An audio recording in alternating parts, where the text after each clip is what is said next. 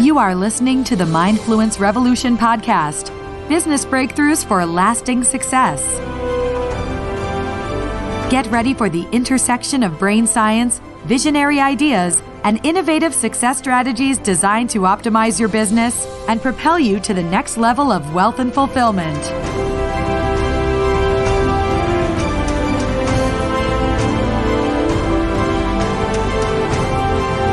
And now, here is your host, Dr. Matthew Norton.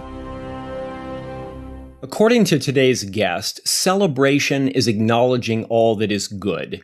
The good work that you do, the people that you do it with, the people that you do it for, when your to-do list becomes your done list, and all the little and big milestones along the way. This is Dr. Matthew Norton here with you for another business and life-changing interview on the Mindfluence Revolution podcast.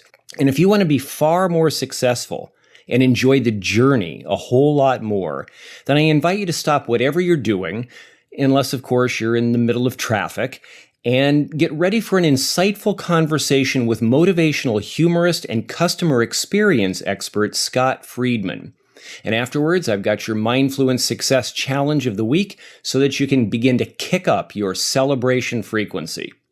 In Scott's words, if you're too busy to celebrate, you're too busy. I hope that you're not too busy to listen, because here's my conversation with Scott. My guest today is Scott Friedman. Scott is an employee engagement speaker, innovation and customer experience expert, and a motivational humorist. He's also the CCO, the Chief Celebration Officer at Friedman and Associates. Scott spends much of his time speaking around the globe to international clients, including Singapore Airlines, Hyatt Asia, and many Fortune 1000 companies, and provides a global and culturally sensitive perspective on how to get more out of work and life. Scott founded Together We Can Change the World, an organization creating sustainability in children's homes throughout Southeast Asia by providing the poor and neglected with a safe haven and educational opportunities. Scott is the former president of the National Speakers Association, and he's written several books, including Celebrate, Lessons Learned from the World's Most Admired Organizations, Using Humor for a Change, and his newest book, A Celebration a Day, 365 Ways to a Happier, Healthier Workplace. Welcome to the revolution, Scott. Thanks, Matthew. Great to be with you. Well, I'm very interested in exploring with you how to incorporate more celebration as a strategic business tool, and also how to effectively use humor for more positive productivity. And first of all, where I'd like to go is I'm curious, what are your primary duties as the Chief Celebration Officer? It's very simple, just to keep celebrating. Yeah. Okay. Yeah. And so there's not a specific celebration to-do list or things you have to check off as part of your duties. Well, just the way we define celebration is that celebration is acknowledging all that is good. So it's acknowledging the good work that you do, the people that you do it with, the people that you do it for. It's when your to-do list becomes your done list. So it's just really acknowledging the good things in life and building from there. So a chief celebration officer then by definition would have to be that person who is primarily responsible to make sure that those great celebration things are occurring. So you're the leader of a celebratory attitude and level of engagement, I guess. Right. And making sure that continues in the organization and then spreading that message throughout the world. I like that. I like that a lot. So I'd love you to share just some of your insights on the importance of celebration in life, but also especially in the workplace. Why is that so important, and maybe what are we missing there? Well, in the research that we did, we looked at celebration and employee engagement, customer experience in 35 different countries to find out how organizations create better team performance, higher productivity through celebration. And we found that 87% of the folks that we talked to said they don't celebrate enough, and they would like more celebration in their life. And the reason that celebration is so important is because it leads to that elusive employee engagement and then which in turn leads to higher productivity and better team performance. So it's just another approach at engaging employees, but it comes from honoring employees, really allowing them to be more self-expressive, tapping into their authenticity. And when employees are allowed to be their authentic selves in the workplace and don't feel that sense of stress or pressure, that's when productivity rises and you get the most innovative and creative ideas from your employees. And that's why it's so important. And why would you say that we have a culture that has not emphasized that enough, that there is a sense that that's kind of a peripheral element to work accomplishment, and we kind of keep this division of work and the rest of life separated? Is that part of the mentality? Yeah, I think what happens is we don't do completion very well in the workplace. So we're so busy with responsibilities and tasks, and even in life for that matter, that instead of when we finish something saying, okay, let's celebrate our accomplishments, let's acknowledge our accomplishments, then we sometimes skip over that step in a hurry to get to the next thing. Mm-hmm. So I think that some organizations do it very well and others don't do it very well, but it's the ones that do it well are the ones that retain employees and the ones that create more engagement. And if you look at the studies, a recent one by the Hay Group, 54, those that are working within companies that engage employees are 54% better at retaining employees, 87% higher customer satisfaction, and 4 times as much revenue growth. So it definitely pays off, but we need to make it more of a habit to create that celebration mentality. Mm-hmm. Yeah, I think I agree. I think we tend to get on to next, and the seriousness of business and next seems to lead us to skip those celebrating moments. And I wasn't even related to preparing for our conversation, but just coming across the other day, I don't know if you're familiar with Teresa Amabiel's work. She's a Harvard professor, and the studies talked about celebration being one of the key factors that made companies more productive and employees happier, and said that everybody did better even when small victories were celebrated. And it's like, okay, that doesn't seem like a radical insight, but it's like, well, I guess we need research to show that this is not a distraction, but actually something that makes sound business sense. Right. And that's where you get the buy-in of the C-level. Yeah. Mm-hmm. Yes.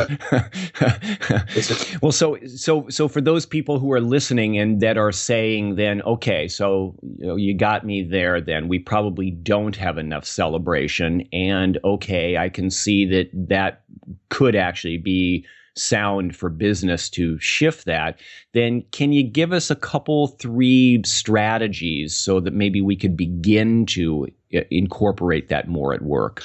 Sure. So in the one of the questions that we asked when we did our survey was, what is essential in an organization for celebration to be effective? And 4 things came up: inclusivity, gratitude, play, and surprise, as we break it down to those categories as we pulled in the research. So inclusivity it's how can we give our team members a better sense of belonging? Everybody wants to feel part of the team. Everybody wants to feel honored. All right. So we'll look at maybe a few strategies in that. Next is gratitude. Just being grateful for the people that we work with and the lives that we have. How to bring more of that into the workplace. Play is being able to let go of all of the resentment or past emotion around what may have happened, get excited about the future, but truly live in the state of flow, being willing to be curious, spontaneous, and playful in the moment. Mm-hmm. And then the last was surprise, the element of the unexpected. The reason that celebration fails in most organizations today is because it becomes institutionalized, that we've been doing this for forever. So it can be just simple tools. Like one of my favorites is the difference between deadline and finish line. So instead of calling it a deadline, call it a finish line. Mm-hmm. So that way, instead of getting worked up and feeling the pressure and stress as we approach a completion of a project, that we treat it more of as a pep rally and get excited, and we focus on getting there and celebrating those milestones along the way. So just the mere fact that it's a finish line changes our attitude toward the task at hand. Mm-hmm. I like that. And so that would be one of my favorites. Mm-hmm. Then the other is, as you look at adding more innovation to the workplace, and how do you really challenge people to take those intelligent risks and empower them to go off on their own? What if we created in an organization a celebration around making mistakes? So we had some fun examples that came in for the first book, Celebrate Lessons Learned from the World's Most Admired Organization. One was a sales organization that the sales manager every sales meeting would put a $50 bill on the conference table, and she would share a mistake that she had made since the last time they met. And then she would tell the lesson that she learned from that mistake. Then every sales agent would take a turn sharing a mistake they made, a lesson they learned, and whoever made the biggest mistake, learned the greatest lesson, would take the $50. And then That's great. If you won 3 times in a row, you were fired. Too much. Just kidding. Yeah, you have to rein it back in here a little bit. You're getting too into the game. We practice here that another example that we've incorporated here is what's called Wine, Wow, and Wine Friday. So you start off with beverage of choice, 3:00 in the afternoon. Let's celebrate what good things happened during the week. So then we pick one specific. Everybody gets a chance to share one idea, the one good thing that happened during the week, and we celebrate that. And then the wine piece of it is what didn't work so well. What did we learn from something that we did that we could have done different, and how would we do it different? And then that way we celebrate, because we learn more from our mistakes, it seems, and the things that go well. So we continue to learn, but we celebrate what's good, and then we celebrate the lessons of learning along the way as well. So people are encouraged then to take risks, that it's okay to take them and to make mistakes or to seemingly, quote unquote, fail. So rather than everybody feeling like that's not okay and I'm going to be punished, or there's some sort of negative reinforcement there. So now you're providing that opportunity for people to go for it and to take more initiative probably in that regard, and to have that be okay, that's actually being celebrated. I like that. Exactly.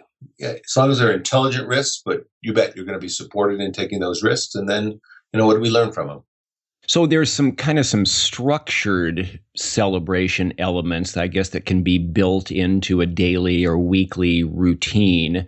When as you mentioned about gratitude, for example, and I'm picturing that not always being expressed, or sometimes people say, no, I'm grateful for the people I have here, but one wouldn't know it. Are you encouraging structured methods, I guess, to be able to make sure these things get implemented? Or are you also at the same time trying to have a degree of spontaneity of helping people simply be more communicative of some of these positive things like gratitude? Actually, both. Exactly. You want to start, you want to build in some things that help create that ongoing celebration mentality. And at the same time, if you can do those in a way that's spontaneous, all the better. Mm-hmm. So, one fun way that does both of those things is a post-it party. So let's say you're celebrating a 10-year tenure of an employee, or you finish a big project. They go out to lunch.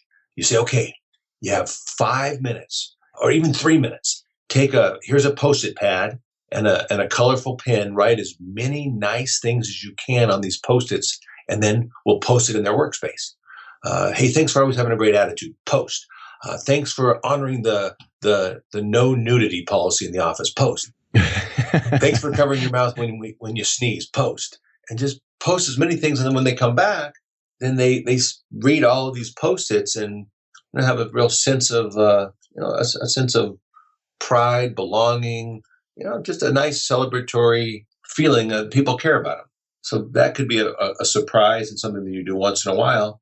Avera. I just had a chance to speak in South Dakota with Avera Healthcare, and one of the things that they do is on the desk of the HR director, what's called a jar of awesomeness. Okay. And anybody can put anything in there that they want that represents acts of awesomeness. When you finish a project or you want to praise somebody, and you want to just acknowledge something that went well or a risk taken. And then what they do is they put those in their internal easing, as well as at company meetings, they'll pick a few out of there, they'll read them, and they'll give prizes. So they're constantly encouraging people to put things in there, and then they're rewarded in different ways from that jar of awesomeness. That's great. Have you had feedback from people at points, whether it's probably more commonly leadership, that would say, okay, so, but isn't that a little bit too silly? Isn't that, or that doesn't fit our culture because we're just not like that. We don't really play like that here. Have you received some of that? Sure. Especially I spent a lot of time in Asia, and it seems more of an American item of culture as opposed to even in Asia. But and that's why, some of this is going to be a little uncomfortable at first, and you have to adapt the different rituals that fit the culture. But the goal is to open yourself up to asking the questions: how can we make this more fun? How can we enjoy more what we do here? So if you look at the latest book, you have 365 different ideas. I mean, some of these are going to fit your culture. Some of these are going to be take that first step to risk to honor your employees in a different way than you're used to.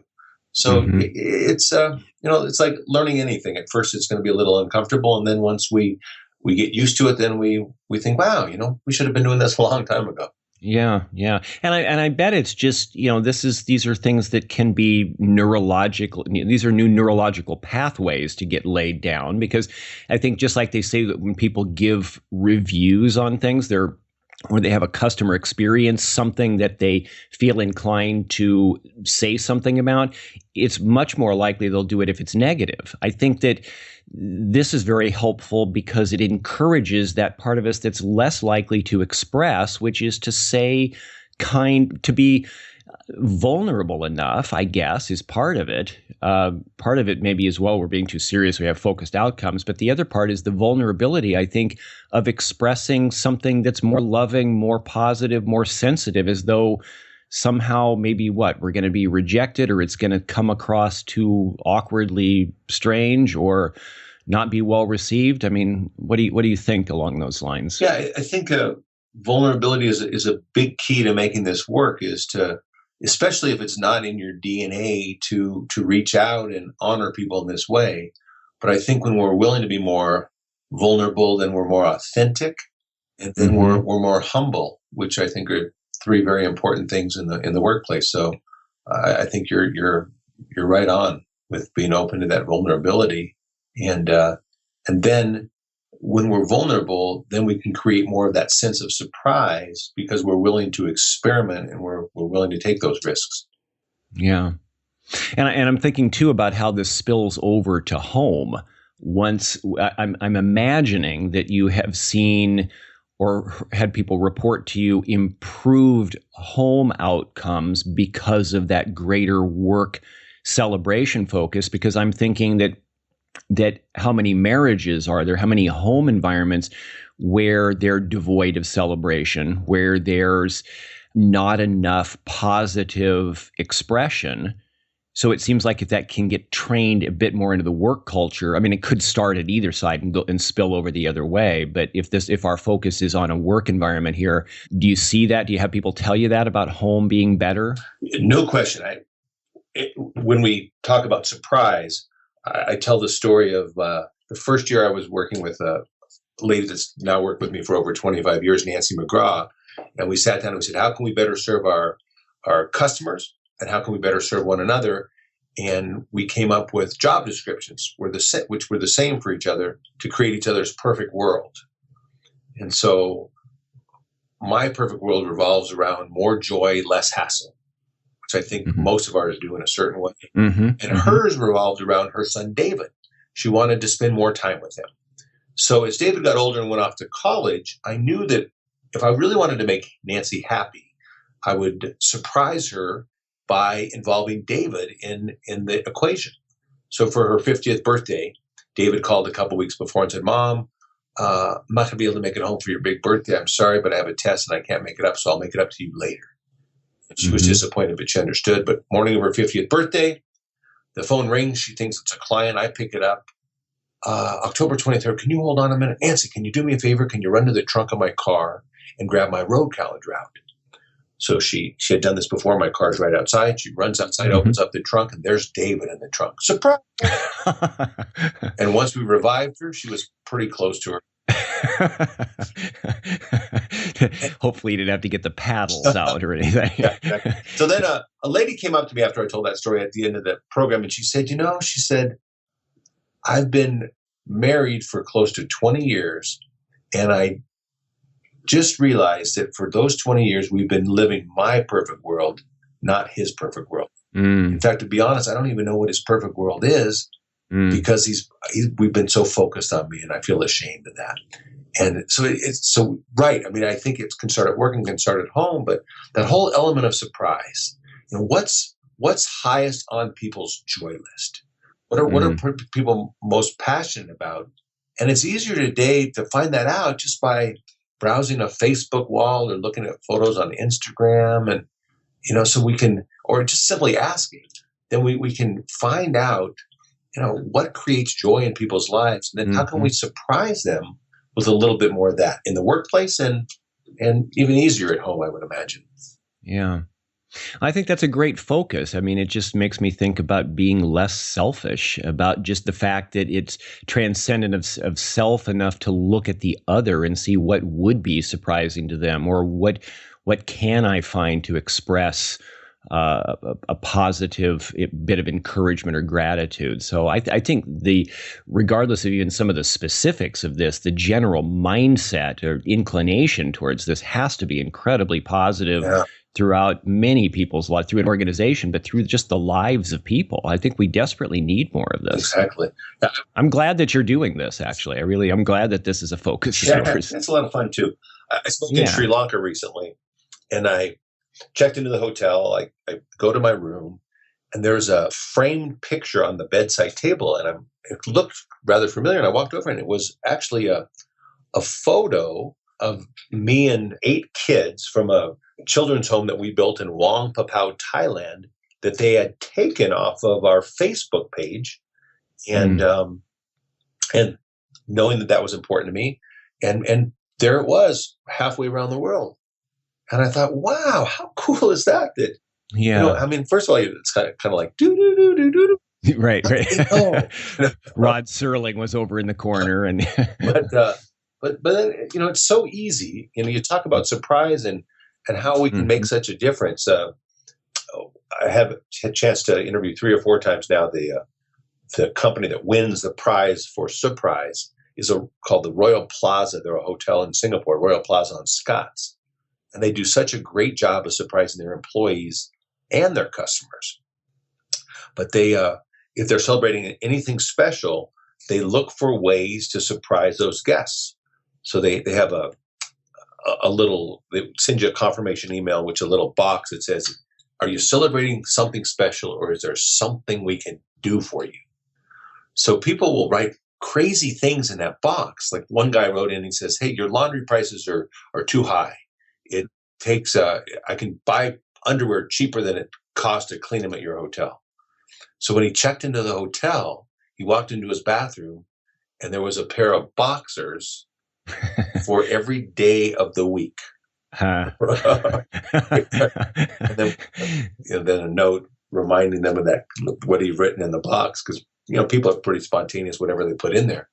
Right. But what a great way to create customer connection is just by paying attention, asking the questions, and then and I was talking to at the time the director of branding and marketing for the Royal Plaza, and I said, because they had shared so many different clever ideas. I go, do you guys ever work? Is that all you do, is And she said, it's amazing. She said, when it becomes a habit to think in those terms, when you really truly have that celebration mentality and what I call having your GPS, gratitude, play, and surprise turned on, your mind just works that way. She said, we can sit in a meeting and just start chatting about different things, and we'll come up with 5 different customers, and in 7 minutes we have all the ideas that we need and how we're going to implement the ideas.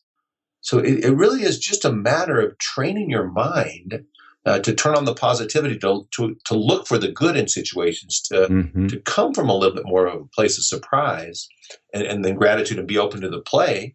And it's amazing how you can turn your life around that way. And then I like your GPS navigation system way that you've expressed as far as the gratitude, play, and surprise. So I guess the GPS just starts getting more set towards these outcomes when you really start to give it energy like that. Exactly. And it becomes part of your makeup. And that's why you look at a company like Ritz-Carlton, who any Ritz-Carlton around the world, they start off every shift in every department with what's called a lineup. And they share a wow moment or a good letter they've received, some kind of service reminder that they've done a great job, so that it continues to instill in their mind what it means to give great service. So it becomes second nature. And so even if you didn't know what it was before, after a while, it does become part of your DNA. Mm-hmm. That's great. So for anybody who's listening that's saying, okay, I'm understanding this more, but I'm still struggling with how this relates to enhancing business, which maybe they shouldn't be still saying that, but if they are, you talk about the celebrate mindset, and that's SELL. Abrate, and its ability to generate new clients, keep existing ones engaged. Maybe you can speak to that for a couple minutes. Well, it just goes back to really honoring who your employees are and who your customers are. So it's, when we have that sense of belonging, when we feel like people truly are tapping into what we're passionate about, they care about our values, that they honor the diversity in people, then it creates that connection. And whether you're talking to a customer, trying to build a relationship, or it's an internal customer where you're just trying to form a better relationship with employees, that mentality will serve you well. It's just coming from a place of not being self-absorbed, asking, what do they want from this situation? Who are they? What is their pain?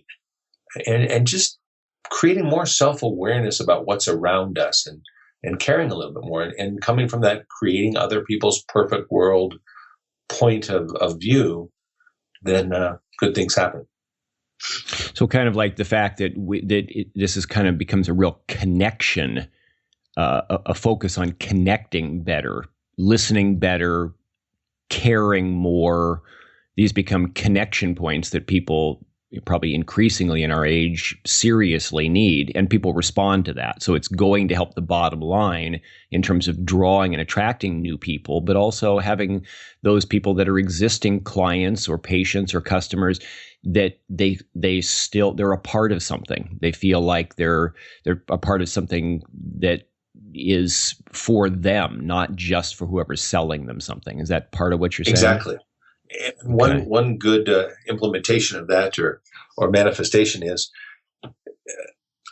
start the day with 10 pennies in your left pocket. And every time you say something nice, you honor somebody in some way, one penny moves from the left pocket to the right pocket. Every time you're negative, you say no, or you talk about why something can't work, you put somebody down, it goes from the right pocket to the left pocket. So the goal is by the end of the day to get 10 pennies from your left pocket to your right pocket. And over you realize that, the workplace in most cases is fairly negative. And until you recognize that and you realize the cost of disengagement because of a negative workplace, that, how can we change that? And that's one simple way to acknowledge that. Then I tell people in my seminars, I said, okay, in this case, if you're getting near the end of the day and you still have 8 pennies in your left pocket, then a nice smile, just a genuine eye communication smile, you can transfer one from the left to the right. So by the end of the day, you can set yourself up for success by transferring them all, but you have to go around and people will wonder what you're up to. You're smiling all the time. Right. That kind of reminds me of, I don't know if you know Dr. Catherine Kramer, but she talks about asset-based thinking versus deficit-based thinking, and the fact that we tend to be 80-20 in our daily life in terms of focusing on deficit, and that just needs to be flipped. There's value in focusing on deficit to some degree and making shifts and change and seeing what's not working right, but much more focus on what is working right, which would then spill over to all the people that you're celebrating with. Yeah, I like that. So that it makes me think about it. So before we're out of time, I want to give just a little bit of attention to using humor for a change.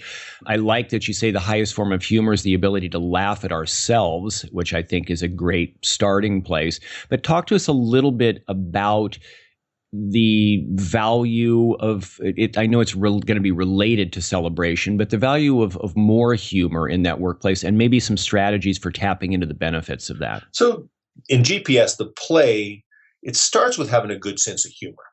So it's being open to the craziness or the spontaneity of the moment. So and then from there we can create these play rituals that allow people the opportunity to be in a state of flow. So what do those humor rituals look like? What can we do to first ask ourselves the question, okay, how can we make this more fun? I mean, how can we laugh more when we're doing this? And then that's after we've bought into, we want to make it more fun. So first question, do you want to have more fun? Sure.